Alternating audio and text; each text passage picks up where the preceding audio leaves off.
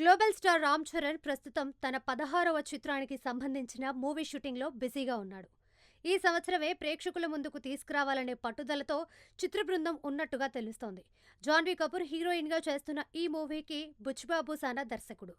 Sukumar writings, మైత్రి movie makers, వృద్ధి cinema సంయుక్తంగా నిర్మిస్తున్నాయి. స్పోర్ట్స్ నేపథ్యంతో తెరకెక్కుతున్న ఈ మూవీలో చరణ్ క్రికెటర్గా కనిపించబోతున్నాడనే ప్రచారం అయితే జరుగుతూ ఉంది. ఇక ఈ మూవీ తర్వాత శౌర్యవ్ అనే యువ దర్శకుడితో చరణ్ సినిమా చేయబోతున్నాడనే వార్తలు ఫిలిం సర్కిల్స్లో వినిపిస్తున్నాయి.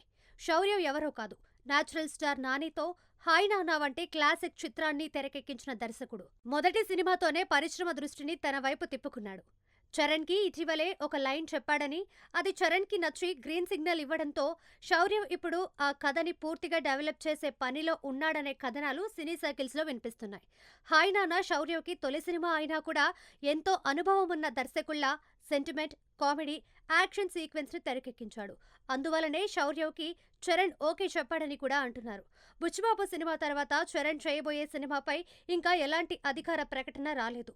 మరి చరణ్, శౌర్యుల సినిమాపై త్వరలోనే అధికార ప్రకటన వస్తుందేమో చూడాలి.